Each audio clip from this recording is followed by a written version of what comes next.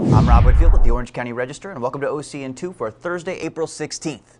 A fire that broke out yesterday evening in Anaheim heavily damaged a large portion of a strip mall on South Brookhurst Street. There were no injuries, but it took 70 firefighters about an hour to contain the blaze, which authorities say appears to have started in a bakery. 3 businesses in the strip mall were destroyed, while others sustained smoke and possibly water damage. Strong winds and drifting embers forced the fire department to temporarily evacuate 4 nearby homes. The cause of the fire was still under investigation late Wednesday night.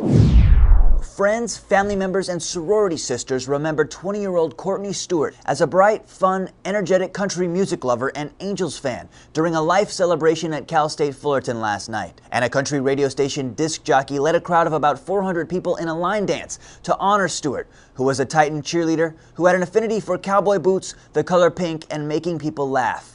Stewart was one of 3 people killed last week when the Mitsubishi Eclipse she was driving was struck by a minivan that ran a red light, also killing Angels pitcher Nick Adenhart and law student Henry Pearson. The driver of the van, 22-year-old Andrew Gallo, is charged with 3 counts of murder, accused of driving with a blood alcohol level 3 times the legal limit.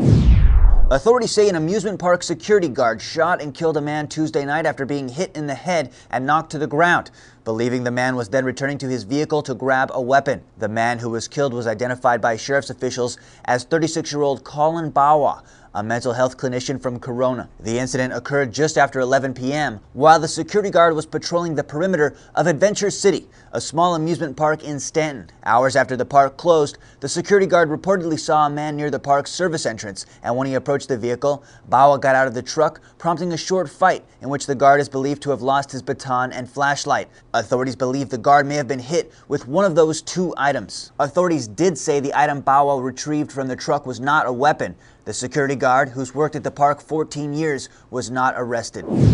A driver accused of hitting and killing a pedestrian while he was texting on his cell phone pleaded not guilty yesterday to a vehicular manslaughter charge. 41-year-old Martin Kuhl of Costa Mesa is charged in the August 29th death of 32-year-old Martha Ovalle, who was walking in a crosswalk when prosecutors say Kuhl, driving on Westcliff Drive in Newport Beach, struck and killed her.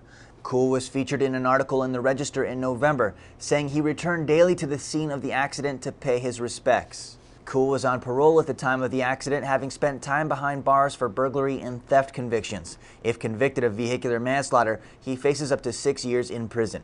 And you can read more about all of these stories and get your breaking news all day at ocregister.com.